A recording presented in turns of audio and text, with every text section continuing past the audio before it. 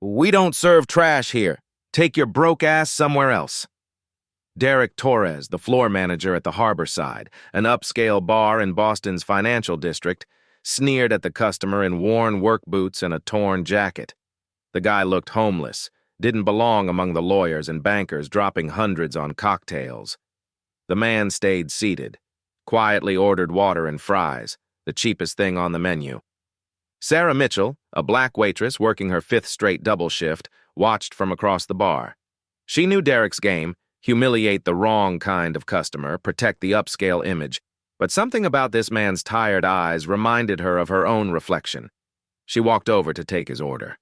What she did next, her response to what he asked for, left him frozen, speechless, unable to even form words. And what neither of them knew was that this one moment would expose a secret that had been bleeding them all dry. Alexander Brooks sat alone in his corner office on the 14th floor, the city lights of Boston glowing through the window behind him. It was past 9 on a Tuesday evening, and the financial district had emptied hours ago. Most nights he would have left by now, too. But tonight, an email had arrived that changed everything. The sender, anonymous. The subject line, check the tip pool. Alex clicked it open again, though he'd already read it 3 times. The message was brief, just 1 line and 3 attachments. They're stealing from us. The first photo showed a schedule board with handwritten changes. Sarah Mitchell's name crossed out, shifted from Friday night to Monday lunch. Emma Williams moved from Saturday dinner to Tuesday breakfast. Both shifts slashed by someone with manager-level access.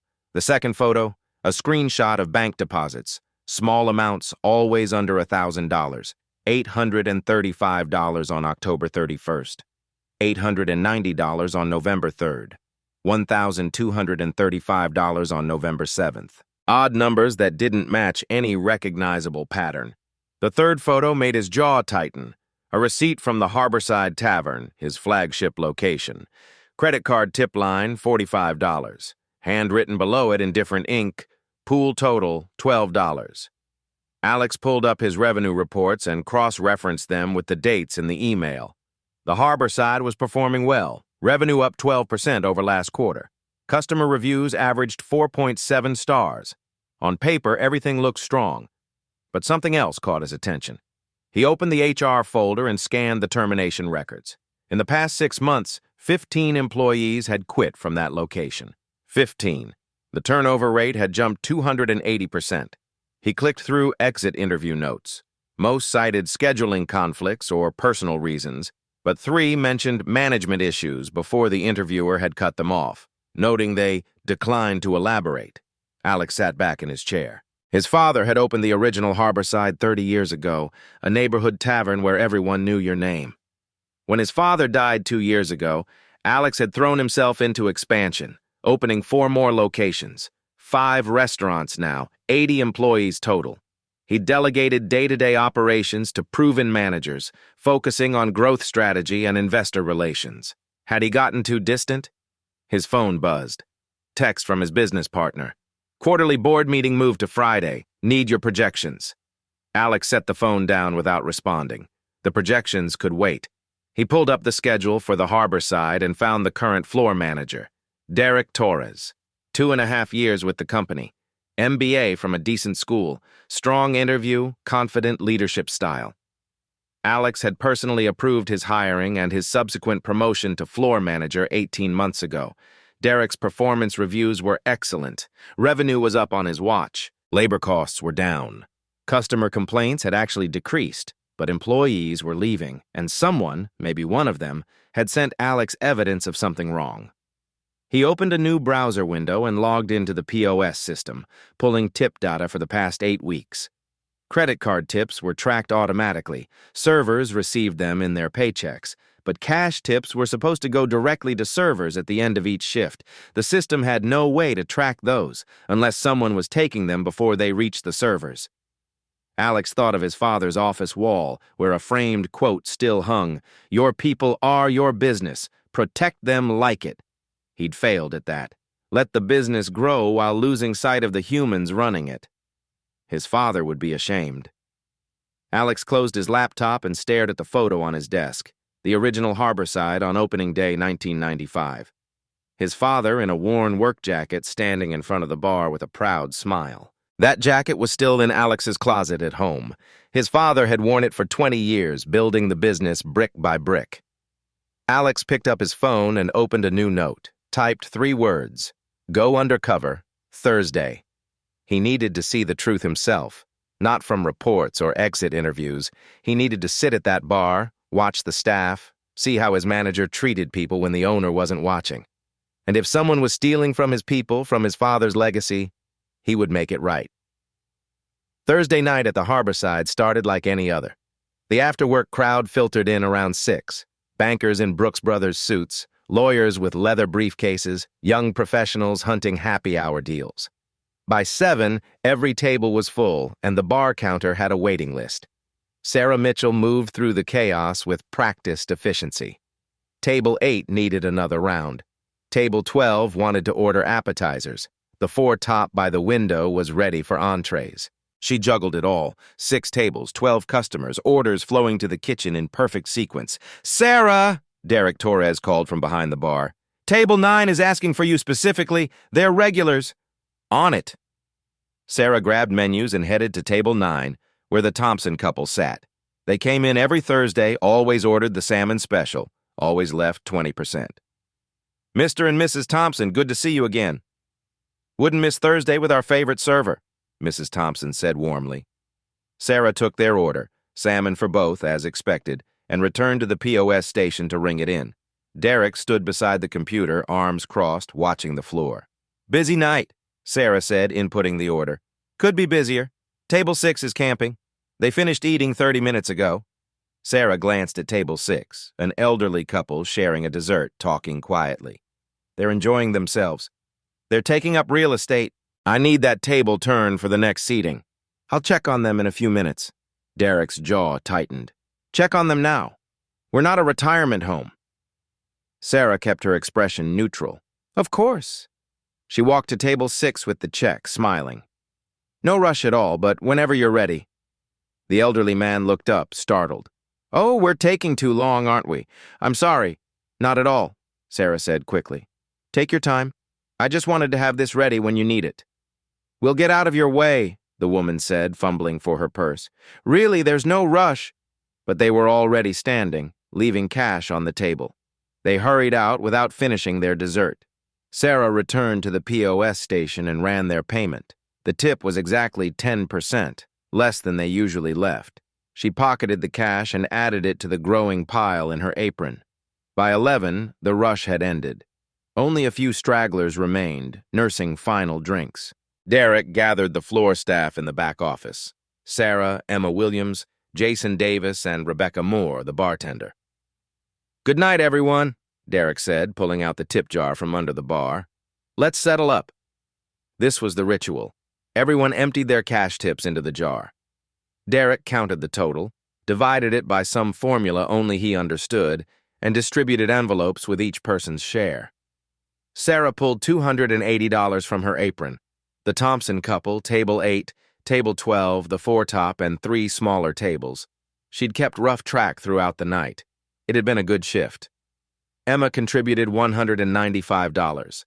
Jason added $240. Rebecca threw in $120 from the bar. Derek counted everything, his back to the group so no one could see his hands. "Slow night," he announced. "Only $835 total." Sarah's mental math didn't agree. She'd seen the room, every table full for 4 hours. But she said nothing. Derek distributed envelopes. Sarah opened hers, $63. Her expression didn't change. No surprise registered on her face, just tired recognition. Emma opened hers and frowned. "This seems low for how busy we were." "Volume doesn't equal tips," Derek said smoothly. "Lots of bad tippers tonight. You all did great work, but that's what came in." Jason shrugged and pocketed his envelope. Rebecca didn't even open hers. But Sarah watched Emma's face. Confusion, doubt, acceptance. The young server was learning. Don't question Derek, just take what he gives you. After the others left, Sarah stood alone at her locker. She opened the thin envelope again. $63. She'd worked a 6-hour shift, served 12 tables, given excellent service, and she was walking away with $63. She reached behind her extra uniform and pulled out a worn manila envelope, the label on front, in her careful handwriting, Liam's college fund. She opened it. Inside were 47 scraps of paper, napkins, receipts, torn order tickets. Each one documented a night like this. Sarah took out a blank receipt and wrote, Thursday, November 7th. Estimated $280 my tables. Derek gave me $63. She folded the paper and added it to the stack. 48 nights now. 48 lies. She slid the envelope back into its hiding place, grabbed her coat, and left through the back door. Her car was old, the heating broken, but it started on the third try. She sat there for a moment in the cold, staring at the restaurant's back door. Then she drove home to her son. Friday morning, Alex stood in his bedroom closet, staring at a jacket he hadn't worn in years. The Carhartt work coat hung in the back corner behind the suits and dress shirts. It was 20 years old, faded brown with paint stains on the sleeves. His father's jacket, the one he'd worn building the original Harborside.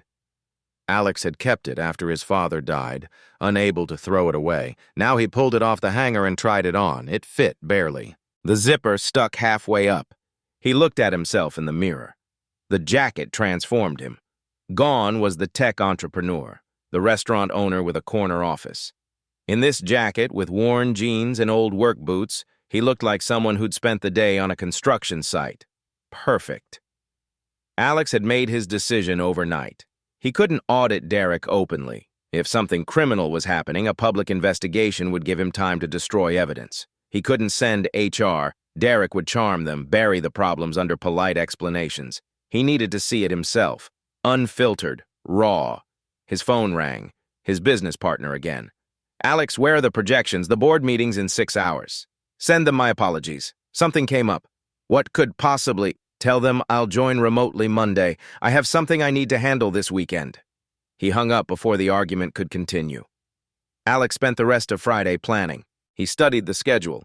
The Harborside operated Tuesday through Sunday, closed Mondays. Derek worked Thursday through Sunday, the busiest shifts. Tonight would be perfect. Friday night, peak hours, maximum staff, maximum customers. He drove to a bank across town and withdrew $15 in cash. Left his credit cards at home. Left his watch. The Rolex would give him away instantly. Left his wedding ring. He needed to become invisible.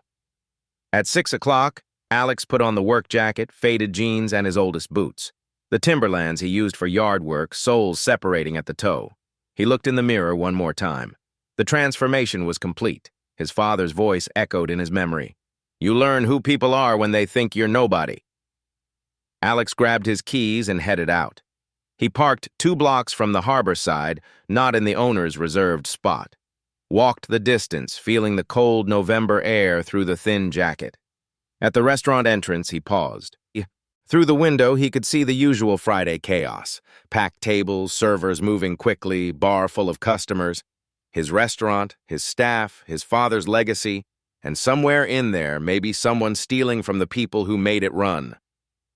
Alex took a breath and pushed through the door. The hostess, Maria Gonzalez, he remembered from the org chart, greeted him with a professional smile that flickered slightly when she took in his appearance. Hi there. Just you tonight? Yeah, just me. Great, let me find you a spot. She scanned the room and Alex saw her gaze skip past the best tables near the window, landing on a seat at the bar counter. We have space at the bar if that works? Perfect. She led him through the restaurant. Alex kept his head down, avoiding eye contact. He passed Derek Torres standing near the kitchen entrance, clipboard in hand. Derek's eyes passed over him without recognition. Just another customer. Alex sat at the bar counter. Rebecca Moore, the bartender, approached. What can I get started for you? I'll wait for the waitress, thanks. Rebecca nodded and moved on. Alex scanned the room. There, Sarah Mitchell, carrying a tray of drinks to a nearby table. She moved with quiet confidence, smiling at customers, efficient and warm. She'd be his test, and Derek's. Time to see who they really were. Sarah finished delivering drinks to table 14 and glanced at the bar. A new customer had sat down, worn jacket, work boots, tired eyes. He looked like he'd just finished a long shift somewhere. She grabbed her notepad and approached. "Hi there." Sarah smiled genuinely. "What can I get started for you?" The man looked up at her, then quickly down at the menu, self-conscious. "Hey, He cleared his throat. "What's the cheapest thing you have?" Sarah's pen hovered over her notepad. No judgment entered her voice. "We have appetizers starting at $7. The fries are popular, or we have mozzarella sticks. Just water is fine." He checked his phone like he was looking at a bank balance, embarrassed. "And the fries. Small order. That's all." Silence fell between them. Sarah didn't write anything yet. She looked at him, really looked. Not with pity, with recognition. She'd seen that expression before, on her own face in the mirror during the hard years after leaving her ex-husband. "Long day?" she asked quietly. The question surprised him. An honest answer came out. "Yeah. Long week, actually." Sarah nodded slowly. She set down her pen and leaned slightly against the bar. Her body language said, "I'm not rushing you." "Can I be honest with you?" she asked. "Okay." "Kitchen made extra burgers tonight. We have a new line cook. Great guy, but still learning portions. Made 4 burgers too many." She smiled, small, genuine. "My manager hates food waste. It's one of the few things he's actually right about." He was guarded now. "Okay. One of those burgers is going in the trash in about 10 minutes if someone doesn't eat it. Would you be willing to help us out?" "I can't. I don't have money for no charge." Her voice was gentle but firm. "It's already made, already paid for. It's either going to you or going to the trash." A pause. "And between you and me, you look like you've been working hard. A person who's been working hard deserves more than just fries." Alex opened his mouth to respond. No words came out. He stared at her, trying to form a sentence. His throat tightened. He couldn't speak. The camera would have held on his face here, 5 full seconds. Mouth slightly open, eyes starting to glisten though he blinked it back, throat working, trying to force words that wouldn't come. Sarah waited, patient, kind eyes, no pressure. Finally, he managed a whisper. His voice cracked. "Why would you do that?" "Because everyone who walks through that door deserves to be treated like they matter." She picked up her pen. "It's that simple. So, can I bring you that burger? It's really good, I promise. House-made sauce, bacon, aged cheddar, comes with sweet potato fries." He still couldn't speak properly, just a small nod. Sarah's smile warmed. "Perfect. I'll get that right out. And don't worry, if my manager gives you any trouble about it, you tell him Sarah said it was kitchen waste and he can talk to me." She wrote on her pad, tore off the ticket, and turned toward the kitchen. "Wait," he called after her. She turned back. "What's your name again?" "Sarah. Sarah Mitchell." "Thank you, Sarah." His voice was genuine, thick with emotion he was barely controlling. "Really, thank you." "You're welcome." She smiled once more. "Be right back." She walked away, disappearing into the kitchen chaos. Alex sat there frozen. He couldn't move, couldn't process what had just happened. His hand trembled slightly as he reached for his water glass. He set it down without drinking. Someone had just shown him more kindness in 60 seconds than most people showed in a lifetime. And she'd done it while being robbed blind by his employee. Derek Torres had been watching from his position near the kitchen pass. He'd noticed the man in the worn jacket when he entered. Exactly the kind of customer Derek preferred to see seated quickly and moved out faster. Low value. Probably a bad tipper, and now Sarah was spending too much time talking to him. Derek walked to the POS station where Sarah was inputting the order. He leaned close, voice low but harsh. "What did you just do?" Sarah kept typing, didn't look at him. "Kitchen waste. Extra burger from the new prep." "I know what you did. That's a $24 burger. It was going to be thrown out. We don't give charity to people who can't pay."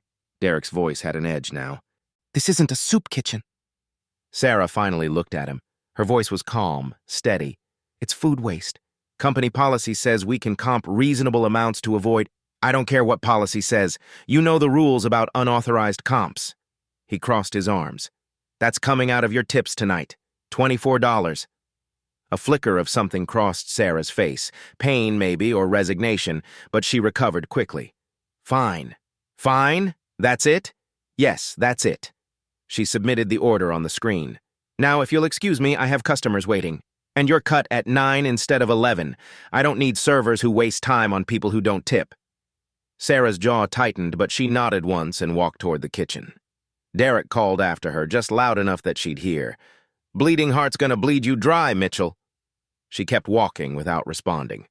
At the bar, Alex had heard every word. His position gave him a direct line to the POS station, and Derek's harsh whisper had carried just far enough. The emotion that had left him speechless moments ago transformed into something else, something harder. She wasn't just being kind. She was paying for his meal, out of tips she desperately needed. And she was being punished for it, losing $24 plus 2 hours of work. And she'd said fine without hesitation. Alex's hand resting on the bar tightened into a fist. He forced himself to relax it, to keep his expression neutral. But inside, something had shifted. This wasn't just about investigating tip theft anymore. This was about a woman who'd chosen kindness over safety, who'd looked at a stranger and decided he deserved dignity, even when it cost her. And the man who was supposed to be managing his restaurant, protecting his staff, was punishing her for it. Alex had come here to find evidence, but he'd found something more important. He'd found out exactly who Sarah Mitchell was, and exactly who Derek Torres was. 8 minutes later, Sarah returned with a tray. She set it down in front of Alex, and he stared at what she'd brought. The Harborside Burger Deluxe sat perfectly plated: bacon, aged cheddar, house sauce, brioche bun, sweet potato fries, not regular, arranged with care, a side house salad with vinaigrette on the side, and tucked beside the plate, a small ramekin of chocolate mousse. "The dessert wasn't," Alex started. "I know." Sarah smiled. "But you said it's been a long week. Chocolate helps. Trust me." She refilled his water without being asked, adding a lemon wedge this time. "Enjoy. Let me know if you need anything else." "Sarah." He said her name and she paused. "I heard what he said. About your tips. About cutting your hours. You didn't have to do this." She met his eyes. Something in her expression softened. "Yes, I did." A pause. "My dad raised me to believe that how you treat people when nobody's watching is who you really are." She glanced toward Derek across the room. "Even if someone is watching, it doesn't change what's right. But you matter." She said it simply, directly. "Everyone who sits at this bar matters. Don't let anyone tell you different, okay?" Before he could respond, she walked away to help another table. Alex sat there staring at the food. The lump in his throat made it hard to swallow. He picked up his fork with a trembling hand and took a bite. The burger was incredible, but that wasn't why emotion threatened to overwhelm him. For the next 2 hours, Alex watched Sarah work. He forced himself to eat slowly, making the meal last, observing everything. At 7:30, an elderly couple entered. The hostess started to seat them near the bathroom. Sarah intercepted smoothly. "Actually, Maria, table 8 just opened up. They'd probably prefer the window view." The couple got the best seat in the house. At 8:15, a man in an expensive suit snapped his fingers at Sarah for more water. She didn't flinch. Refilled his glass with the same warm smile she'd given Alex. "Anything else I can get for you, sir?" At 8:50, Derek cut her as promised. Sarah clocked out but didn't leave immediately. She stopped by each of her tables, transferring them to Emma with detailed notes. "Table 6 has a dairy allergy. Table 12's anniversary. They might want dessert. Table 8 likes extra lemon in their water." At 9:15, the shift ended. Derek called the servers to the back office for tip pool. Alex stood from the bar, left a $10 bill, 2/3 of the cash he'd brought, and walked slowly toward the exit. But he positioned himself near the hallway where he could partially see into the back office through the window in the door. The ritual began. Everyone contributed cash to the jar. Derek counted with his back to them. Distributed envelopes. Sarah opened hers, $63. Her face showed no surprise, just tired acceptance. She went to her locker, and Alex watched through the partially opened door. She pulled something out, a worn manila envelope, wrote something on a scrap of paper, hid the envelope again behind her uniform. Alex left through the front door, walked to his car 2 blocks away, and sat in the cold darkness. He'd seen everything he needed to see. Saturday morning, Alex arrived at his office at 7. He'd barely slept, his mind replaying Sarah's words. "Everyone who sits at this bar matters." He called his IT director at home. I need security footage from the Harborside, back office camera, last 8 weeks. There was a pause. That's a lot of footage of Derek. Is everything okay? Pull it. Don't tell anyone. I need it by noon. Yes, sir. At noon, Alex sat in his locked office with his laptop reviewing footage on a split screen. He'd pulled specific dates from the email's bank deposit screenshot. October 31st, November 3rd, November 7th. He found October 31st first. The timestamp read 11:47 p.m. Derek entered the frame, alone in the back office after the shift ended. He looked around, checking that the door was closed. Then he pulled the tip jar from under the counter. He counted the cash with his back to the camera, but his hands were visible. Bills moved from the jar to the desk. His fingers worked quickly, separating, counting, stacking. Then he took a portion and slipped it into his jacket pocket. He recounted what was left, divided it into 4 smaller piles, and put those into envelopes.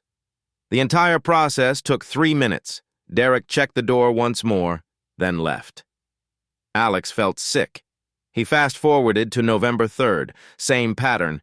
Derek alone, counting, pocketing cash.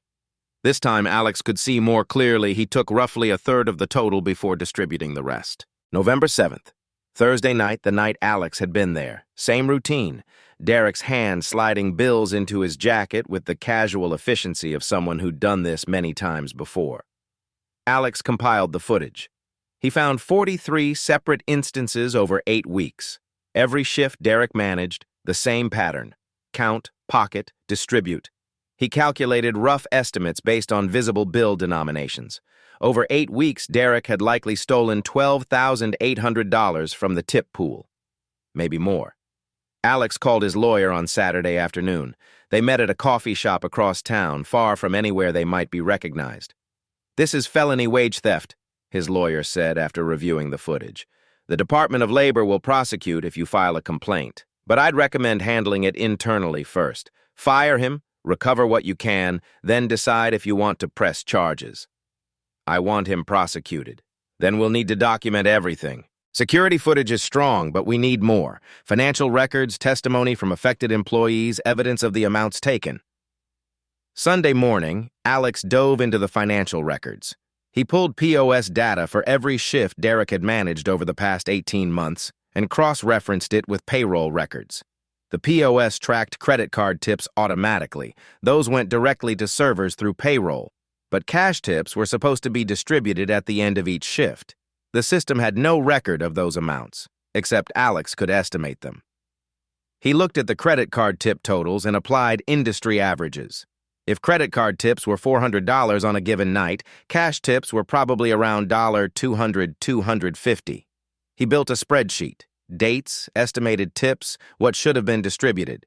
Then he looked at the bank deposits Derek had made. The email had provided those screenshots. November 7th. The POS showed $835 in credit card tips. Estimated cash, $400. Total, $1,235. Derek had told the staff, only $835 total. He'd lied about the credit card tips and pocketed all the cash.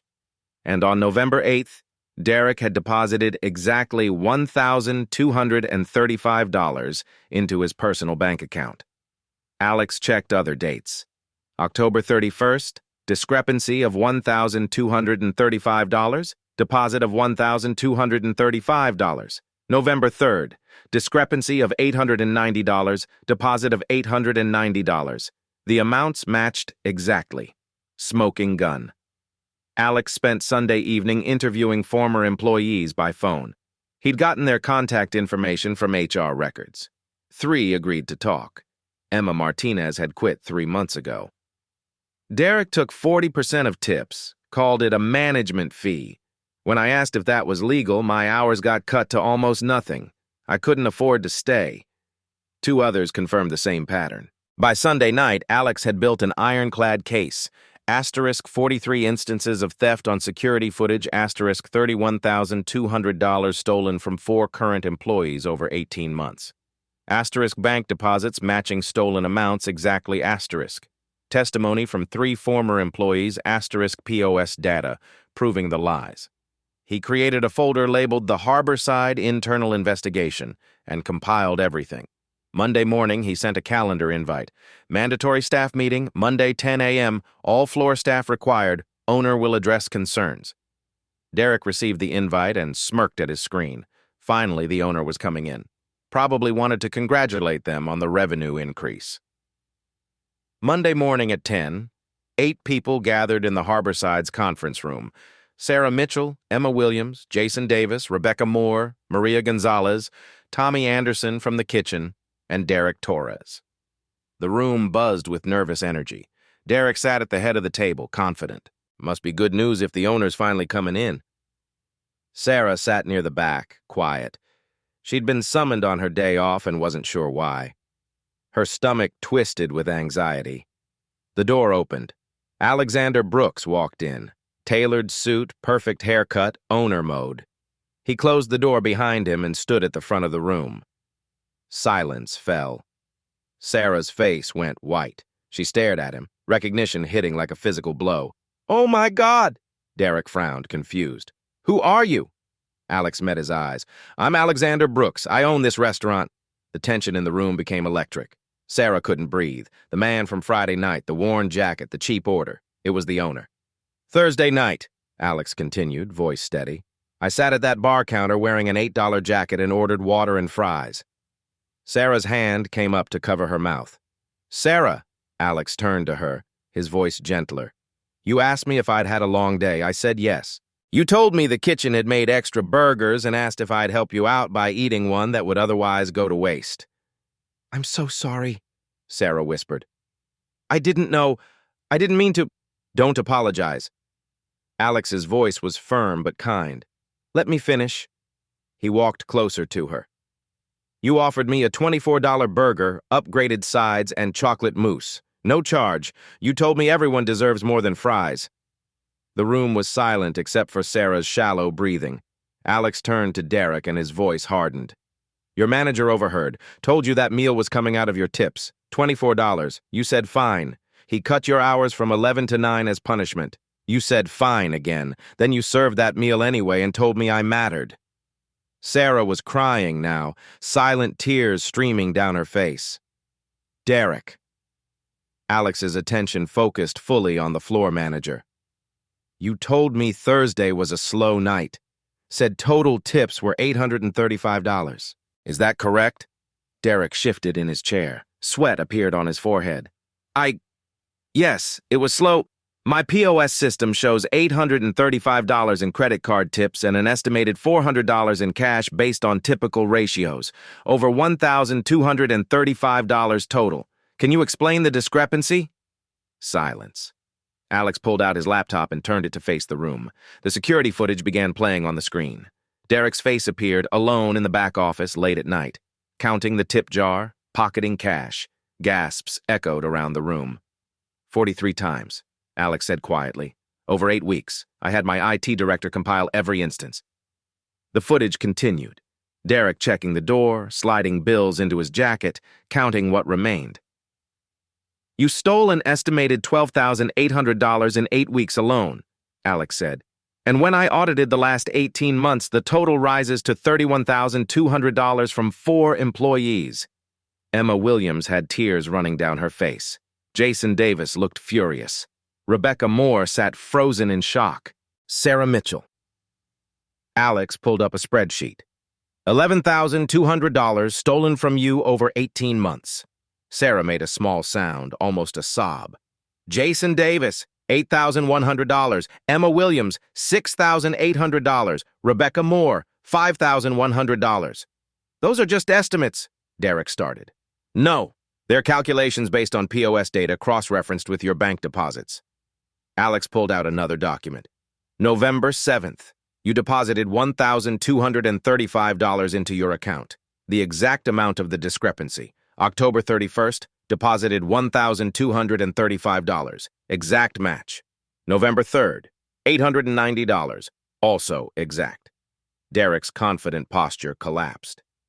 Sarah? Alex said softly. Do you have anything you'd like to share with everyone? All eyes turned to her. She sat frozen for a moment, then slowly stood. Her legs were shaky.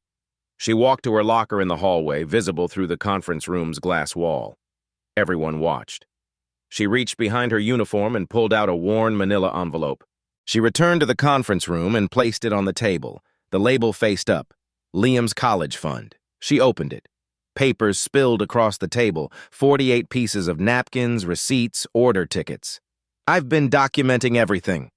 Her voice shook but held steady. "Every shift for 9 weeks, every dollar I counted from my tables versus every dollar Derek gave me." She picked up one piece of paper. "Thursday, November 7th, my tables estimated $280. Derek gave me $63. She picked up another. "October 30th, estimated $245. Received $71. Another October 23rd, estimated $310. Received $89. She looked at Derek, and for the first time there was something other than fear in her eyes. "I didn't know if anyone would believe me, but I knew someone had to care eventually, so I wrote it all down." Alex picked up several papers, reading, "Total documented discrepancy, $8,400 over 9 weeks. This is," Derek stood. "You can't prove. I have security footage, POS data, bank records, testimony from 3 former employees who quit because of you, and now Sarah's documentation, which matches our data perfectly." Alex's voice was ice. "You're fired. Effective immediately. Security is waiting outside to escort you from the building." Derek's face went from white to red. "You can't do this. If you contest this termination, set foot on this property again, or attempt to contact any current or former employees, I will file criminal charges for felony wage theft. The Department of Labor is already reviewing this case." 2 security guards entered the room. "Get him out of my restaurant," Alex said. Derek looked around the room, at Sarah, at Emma, at Jason, at Rebecca. No one met his eyes. The guards took his arms and led him out. The door closed behind them. Dead silence. Alex remained standing at the front of the room. The staff sat in stunned silence, processing what had just happened. "What happened here?" Alex began, voice quiet but firm. "Is my failure." Sarah looked up, surprised. "I got too distant. Too focused on expansion, on revenue numbers, on board meetings. I lost sight of what my father built this place on, taking care of people." He paused. "That ends today. Not with words, with action." He pulled out a folder and opened it on the table. "First change, effective immediately. No more forced tip pooling." The staff exchanged glances. "The company policy has always been that tips are individual unless servers choose to voluntarily pool them. Derek violated that policy. From now on, tips are yours, period. If you want to pool with co-workers, that's your choice, but it's voluntary and it's transparent." Sarah wiped her eyes, trying to follow his words.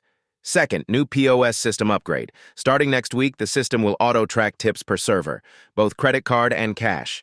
You'll be able to log into a portal and see your exact tip totals for every shift. No more black box. Complete transparency. Third, weekly tip reconciliation reports. Every Sunday night, the system generates a report showing total tips collected and total tips distributed. Any discrepancy over $10 gets flagged for immediate investigation, and those reports are posted in the break room for all staff to see." Alex walked around the table, making eye contact with each person. "Fourth, anonymous tip line. There's a poster being installed in the break room today with a QR code and phone number. Any concern, any issue with management, scheduling, pay, treatment, you can report it anonymously. Those reports come directly to me, not to your manager, to me." Rebecca spoke up, voice small. "What if management retaliates for reporting? Then they get fired. Zero tolerance policy. It's in writing in your employee handbook, effective today." Alex pulled out printed copies and handed them around. "Retaliation for reporting legitimate concerns is grounds for immediate termination with cause." The staff stared at the documents. "Fifth, quarterly owner walkthroughs, unannounced. I'll be here talking to everyone, dishwashers, bussers, line cooks, servers, bartenders, not just managers. I want to hear from the people doing the work. Sixth, server representative. Starting this month, you'll elect one person from the floor staff to attend monthly management meetings. They'll have a voice in scheduling, policy changes, and any issues affecting servers. Real representation, not token." Emma raised her hand tentatively. What about the money Derek took? Can we get it back?" Alex opened his briefcase and pulled out several envelopes. I've audited the last 18 months. Every stolen dollar gets repaid, with 18% interest for the time you've been without it. He started calling names.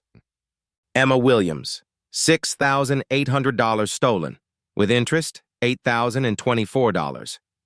He handed her an envelope. Emma opened it and stared at the check, tears streaming down her face. Jason Davis, $8,100 stolen, with interest, $9,558. Jason took the check with shaking hands.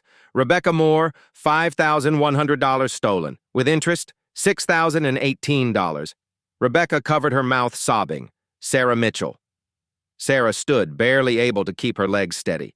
$11,200 stolen, with interest, $13,216. He handed her the envelope. Sarah opened it, stared at the check. Her knees nearly gave out. Emma and Rebecca moved to either side of her, holding her up. "I can't," Sarah whispered. It's yours. It was always yours. I'm just returning what was stolen." "But that's not all," Alex said.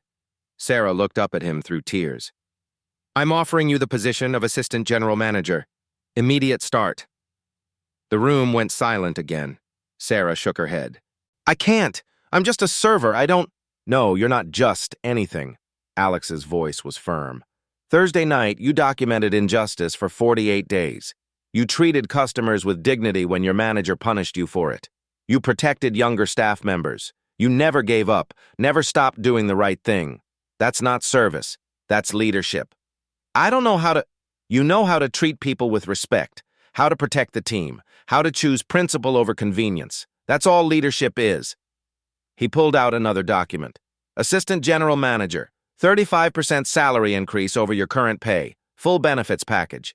He paused, meeting her eyes. "Including full health care, with dependent coverage." Sarah's breathing stopped. "Your son's medical needs, insulin, test strips, pump supplies, doctor visits, specialists, all covered, zero copay for chronic disease management." Sarah collapsed into her chair, sobbing. Full, body-shaking sobs of relief. The weight she'd been carrying for years, the constant terror of affording Liam's insulin, the calculations of every dollar, the fear of one unexpected medical bill destroying them, it lifted all at once. Emma wrapped her arms around Sarah. Rebecca joined them. Even Jason's eyes were wet. Alex gave them a moment, then continued quietly. "And there's a $3,000 annual education stipend for professional development or—" He glanced at the worn envelope still on the table. "For Liam's college fund, a real one." Sarah couldn't speak, could only cry. "Will you help me make sure this place stays what it's supposed to be?" Alex extended his hand. Sarah looked at his hand through tears, looked at her co-workers who were nodding, encouraging her, looked at the check in her shaking fingers, looked at the envelope labeled Liam's College Fund that had been her weapon and her burden.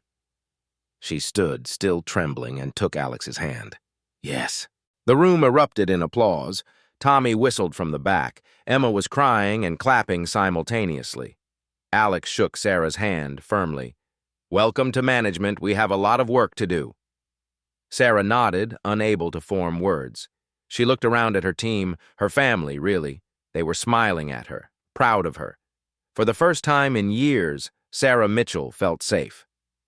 3 months later, the harbor side had transformed. Sarah stood near the kitchen pass, wearing her new manager shirt, navy blue with Assistant GM embroidered on the pocket. 2 new servers, both college students, stood beside her for training. "Everyone who walks through that door matters," Sarah explained, echoing words that had become her teaching mantra. "Rich, poor, dressed up, dressed down, they all get the same respect. That's not optional. That's who we are." The younger server, Katie, raised her hand. "But what if they're rude to us?" "You still treat them with dignity. That's your choice, not theirs." Sarah smiled. "My dad used to say the measure of a person is how they treat people who can't do anything for them. Be the person you're proud to be, regardless of how others act." "Got it," Katie said, taking notes. "Now let's talk about the POS system and how tip tracking works." Across the restaurant, Alex sat at a corner booth reviewing the weekly tip reconciliation report with Emma Williams and Jason Davis. The numbers spread across the table were transparent. Every dollar tracked, every distribution verified. "Last week you made $380, Emma," Alex said, pointing to the report. "Does that match your portal?"